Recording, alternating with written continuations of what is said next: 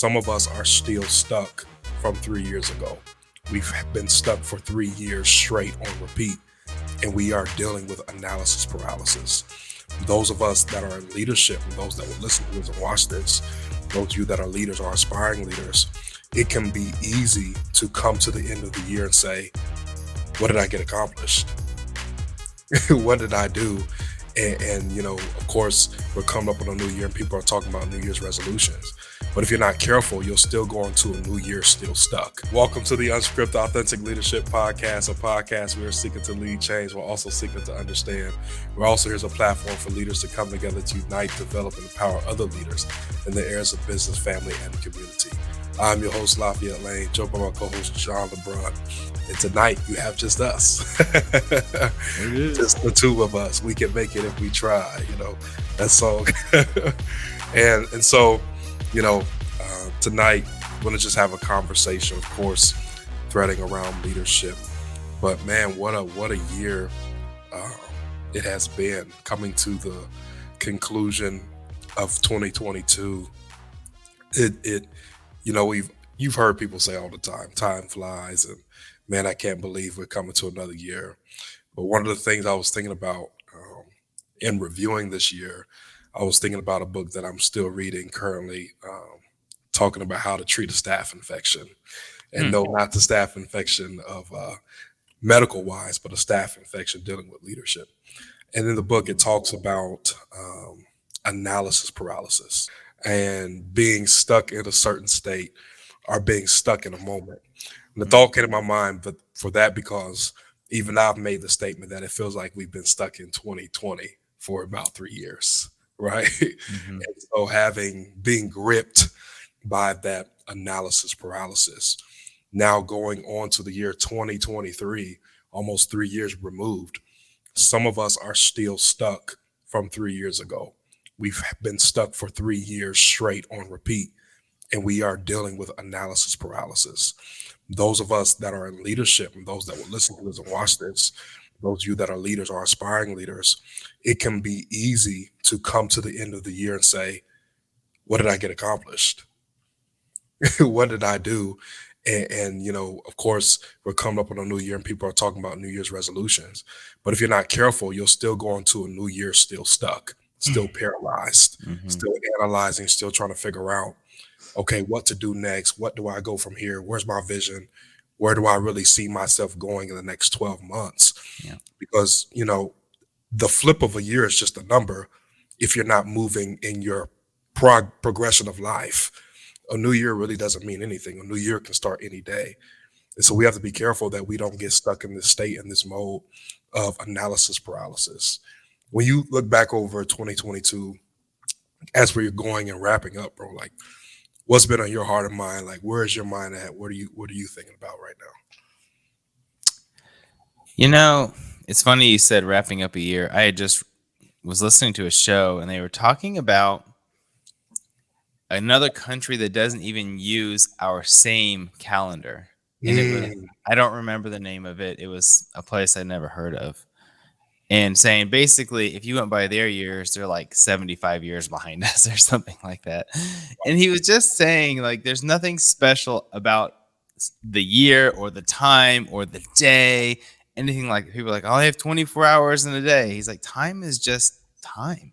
We all have this. It's just sun. It's just how many times we're going around the sun, right, so forth, the rotations of the earth. It's all it is, but it doesn't mean anything in the metric. He was saying is you can do 3 times as much as you want in one sort of quote unquote day. You could have 3 days in one if you really wanted to. Break it up into 3 8-hour increments, hammer out 8, hammer out another 8. And you could have 3 days of productivity if you really wanted to. And so when we look at I'm so behind, or I would say when I talk to leaders, it's rare that I hear them say, wow, I'm so much further than I ever expected to be. Usually it's, well, I wish I was a little further than I was. And I think part of that is we're just so ambitious. And no matter how fast we move, we think we should have been moving faster. And I would challenge everyone One thing I started doing recently has really helped me, and I just heard this not within the last handful of days. Yo. It was put your hand over your heart and just say to yourself, I'm exactly where I'm supposed to be. Mm, And just say it in the car as if you mean it. And just like, mm, I'm exactly where I'm supposed to be. And you're just reassuring yourself, look, the only reason you think you're either ahead or behind is because you're comparing to everybody else. It has mm. nothing to do with them. It's just you yesterday versus you today. And then it'll be Right. you today versus you tomorrow. It has nothing to do with other family members, coworkers, people on social media, because you're going to be ahead of some and you're going to be behind some. But just look at 5 years ago and see where you are today from 5 years ago and see how much you've progressed. And then be like, you know what? I'm where I'm supposed to be. Because even when Yeah. I look at our show, I would say, man, I wish downloads were higher or whatever. One Hmm. of the things I'll do is I'll look back 2 years ago and say, where Right. were we 2 years ago? And it would be Right. like 30 downloads, like Right. the whole month. And I say, Right. you know what? Exactly where we're supposed to be. Oh my gosh, man, that's so good. While you were talking, I don't even know if you know the weight of what you just said, because what you said was, and I hope those of you that are listening to this will catch this. What John was saying, that leaders have a language. There's a language that leaders have that is different from other people, and you can distinguish the alphas from the followers by the language that they speak. Mm, Literally, what you just said about putting your hand over your heart and saying, I'm exactly where I need to be. Leaders have a different language, bro. And like, we have to have a different language, especially because if you're leading people, they're looking for you for answers, right? So even mm, if you don't have it all together, you have to have your language together as if you do have it all together. So the language is so important because the culture that we're living in tries to dictate our language. And when I say language, I'm just not talking about words. I'm talking about the lifestyle that you create with the words that you speak, because your word creates your world, mm, right? If we go Bible, the Bible says that in the beginning, God created the heaven. He said, let there be light. He literally mhm, spoke it and it was. mhm, We in 2022, people talk about, I'm manifesting this, I'm manifesting that. That came from the word, right? That came from God. That literally he has given us power to speak our world and to frame our world. And it's so, man, it's so good what you said, that when we speak, we have to be careful, because if we start saying the comparison language, mm, well, I'm not where I should be, or well, I feel like I should be, and ambition does play a part of that. But we have to be careful with our language in this season, because especially in a cancel culture, there are some statements that athletes have made. There are some statements that politicians have made, that higher actors or higher officials have made, and that may have cost them their job. It may have cost them pay. We see the situation with Kyrie Irving. We see the situation with all other people, and it all starts with something that is said with your language.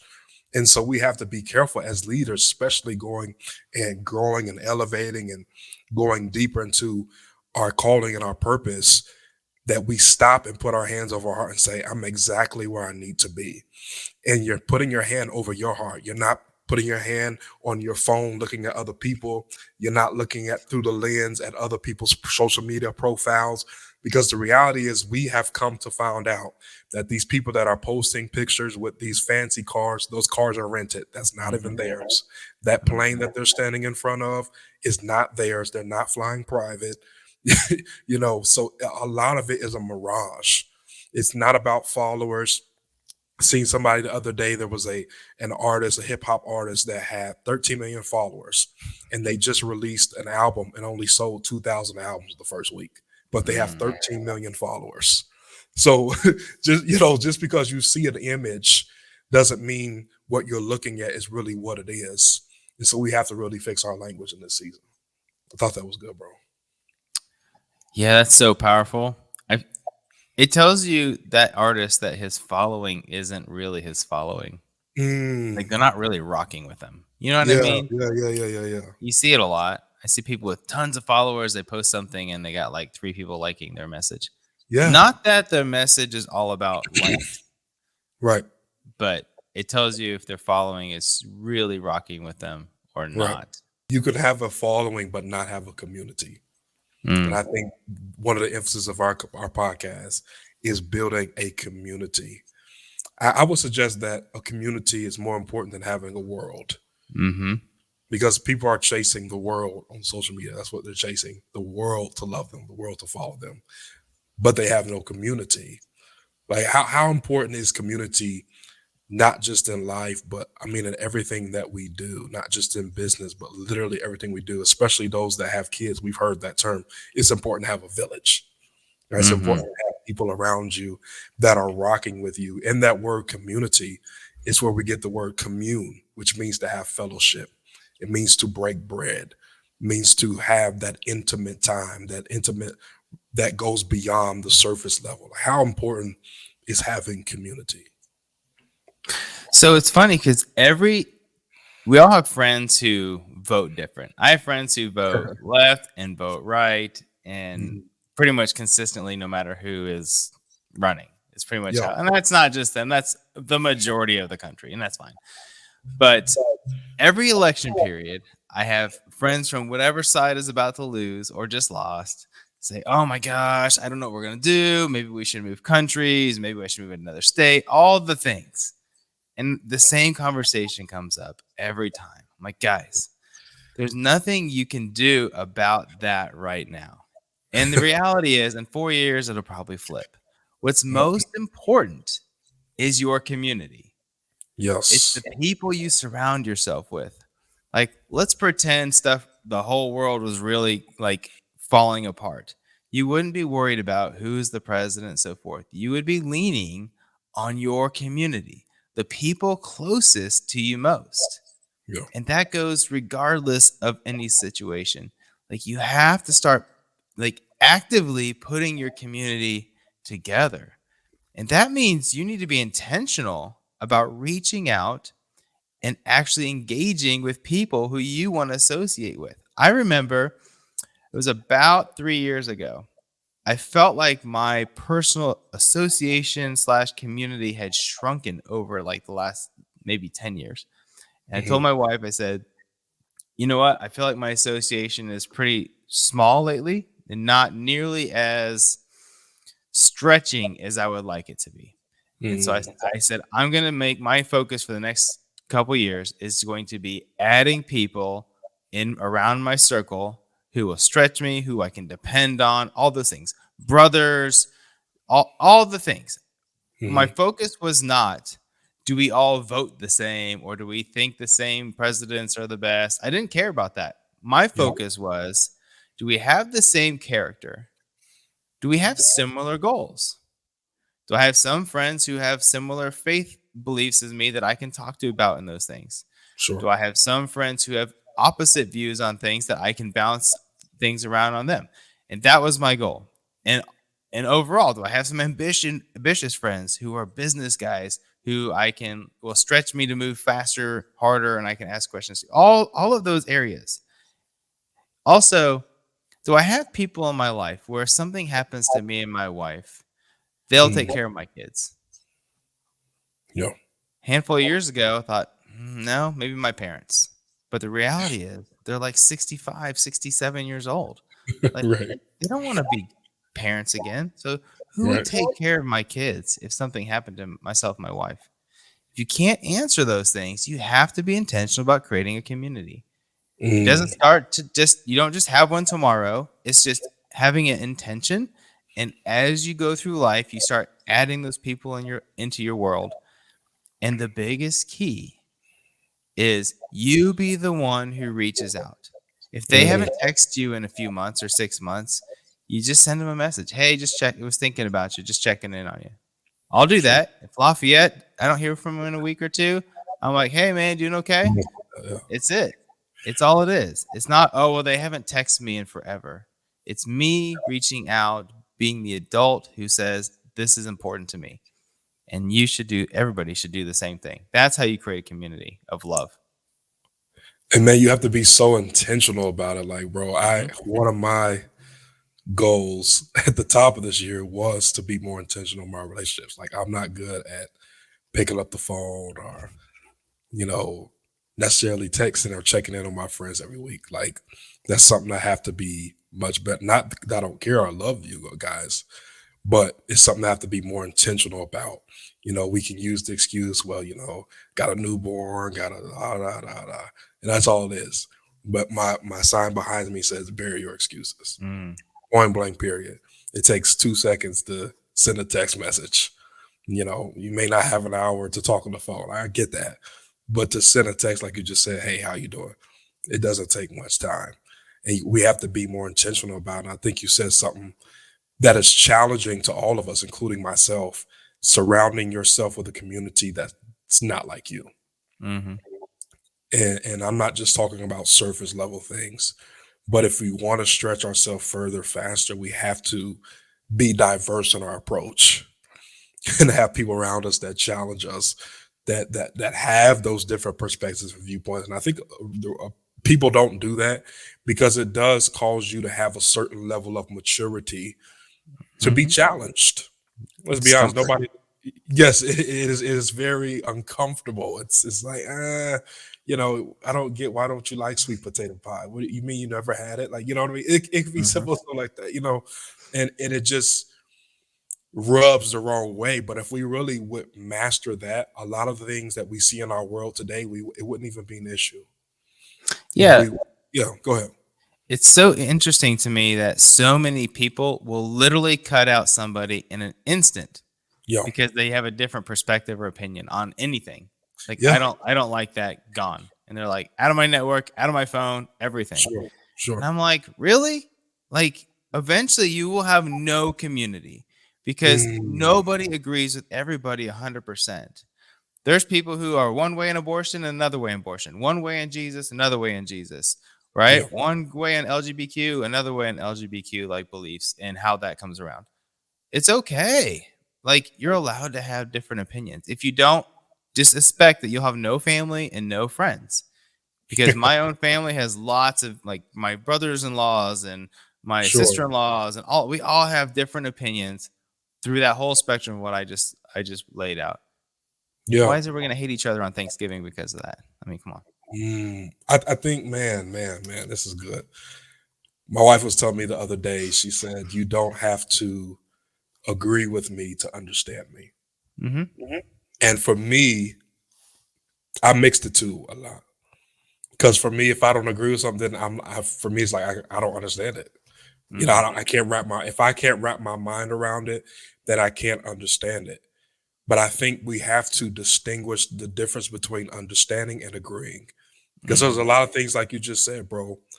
I don't agree with a whole lot of, I don't agree with certain lifestyles. I don't agree with certain political viewpoints, but I can come to an understanding of respect that, hey, you're a human being. I may not agree with that, but I still can respect you to the point to where we can still have a respectability of a friendship or whatever that relationship looks like, to where, like you said, we don't have to cut off. We live in a cut off cancel culture. Like, I would never want to be a celebrity in this age and time, Mm-mm. because literally anything you say can be misconstrued, it can be edited, it can be clipped, it can be taken out of context. And even if you come back and explain it, it is guilty, not until proven, not innocent until proven guilty, but guilty as I see you as guilty. That's pretty Mm-hmm. much what it is. It's not even, we don't even rely on truth, facts, evidence anymore. It's whatever we feel. Mm-hmm. And the problem with going off of emotions is, in that word emotion is the word motion. Motion means it's constantly moving. So it could be up in an hour, down the next minute. So, we're all over the place because we're being led by emotions, and instead of trying to get an understanding, we're just so emotional to quickly cancel, cut them off. They're done. Their career is done, as if we are the judge, jury, and the executioner.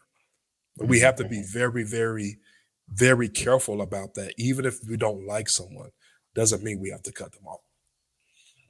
Yeah, and honestly, most of the time the disagreements come from different perspectives. That's it. They're Right. literally just viewing it through a different lens, Yeah. often through how you've walked through life so far. That's right. How That's many right. times when we started our friendship, like our real friendship, Yeah, yeah, did yeah. I ask things about race relationships? And it All wasn't the because I time. didn't have my own opinion. I was Right. just, I was in a time when I said, you know what? My goal is to be more empathetic this year and to understand other perspectives. It was just sort of my goal for the year. And so I would ask questions like, hey, this is probably a dumb question, but I would like to understand this from your perspective. And we would have conversations about it. And it wasn't, and sometimes I would think, well, maybe I saw a different way because of how I grew up versus how someone else grew up, or the Mhm. whatever, the friends group I have versus the friends group someone else has. But in regardless, it doesn't mean I always changed my opinion, but at least I can now have an understanding of how somebody sees something different than I see it. And Sure. I'll tell you, anybody who's married, you have to learn that. Oh, Anybody yeah. who has a company or is leading a team, you have to learn that because there's no way you're going to agree with everybody else, and they will not all agree with you. And so Absolutely. you have to at least, it doesn't mean they're going to try to understand your perspective, but you have to start listening to other people's perspectives and try to gain an understanding. But not, as you said, it doesn't mean you're agreeing, but you can definitely try to Sure. stand in their shoes for a few minutes. And you don't always want to have this term a whole bunch of yes men around you. Mm-mm. You know, you talked about having a business and being a leader, being an entrepreneur. Like that cuts off creativity if everybody's just being a robot. There's no creativity Mm. that's flowing. We're not seeing the other side of this of how can we be more efficient? How can we get this done faster? How can we engage the culture more inclusivity?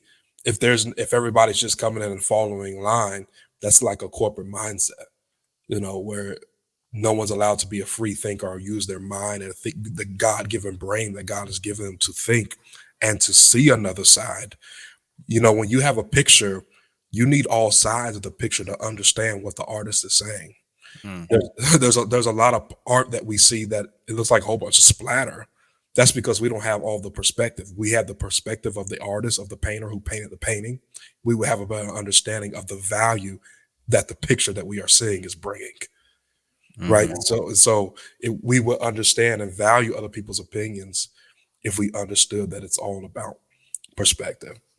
Like, bro, as we wrap this up, we always do an off script moment, and I want you to give us an off script moment. I'll come and give an off script moment after you. Mm. Whatever's on your heart, bro. What you want to leave our audience with? So you had said something a minute ago, and it was adding people around you with different perspectives within the company or whatever. I would challenge everybody to add people to their teams who have very different lifestyles, perspectives, so forth, who came from different backgrounds, different origins, races, all the things. Because if you really okay, let me talk to my white friends. If you really look at some of the most creative people in a lot of these industries, Yeah, they're from different races that's and right. so forth. And the creativity is through the roof Yep. because a lot of the lids have been taken off because of technology and the way you can use your voice and how we can vote with our dollars and all those things. And so Right. you see these companies taking on giant businesses with their creativity that was never like these big businesses should have had these creative minds already on their team, but they Hmm. didn't. And so these creative minds were forced to do it themselves. And now you see like what Beats are doing and all these other great companies That's right. because they decided, hey, you know what? I can't join your team. I'll do it myself. And the creativity, guys, is the off the rails. It's Yeah. crazy the things they come up with. Like when I say they, just the creatives. And so I think a lot of that has been how because now we are empowered Mm. to be entrepreneurs and we can do those things without having to ask somebody permission. So now if you won't hire somebody because you don't like their background, they'll do it themselves. Yeah. Unfortunately, you could have had them on your team and your company could have 10x'd over the Right. last 2 years, but you said no. And so instead, somebody else is 10xing their own business because technology's basically said, hey, you want to own your own business for almost nothing? Go ahead and do it. And Yeah, man, that word empowerment is a huge thing, especially for those that feel like, man, I need a certain platform, I need somebody to do this for me, do that for me. Yes, maybe a long time ago, we can go by the eras. I won't do that. But in the age that we are living in, you have the power to literally do it from your phone, to pick up your phone and start your own company from your own hands. And then you have been empowered with the purpose that God has given unto you to do it. As that sign says behind me, no limits. There are no limits to what you can do. There are no limits to what you can achieve. There are no limits to the places that you can go. Everything that you need is already in you to be who God has called you to be. Listen, connect with us on all social media platforms at Unscripted Leadership. You can listen to our podcast available on all streaming platforms. Check out our website, unscripted-leadership.com. And if you want to continue to help support John and I's mission to continue to help develop and empower leaders around the world to connect, to unite, to develop them to better serve their family, their business, and their community, you can do so at patreon.com/unscripted leadership. This has been an amazing conversation with my guy, John. Just going back how we used to go when we first started. We've got more guests coming, but you will see more conversations from John and I. And thanks for rocking with us. Those of you that are listening, those that are watching. If you're watching, hit that subscribe button on YouTube. If you're listening, leave us a rating and review on Apple Podcasts, wherever you can. We'll shout out your review on next week's episode. As always, we pray that you be the leader that God has called you to be. We're here to build bridges and not walls. Bridges connect and walls divide. Until next time, God bless you.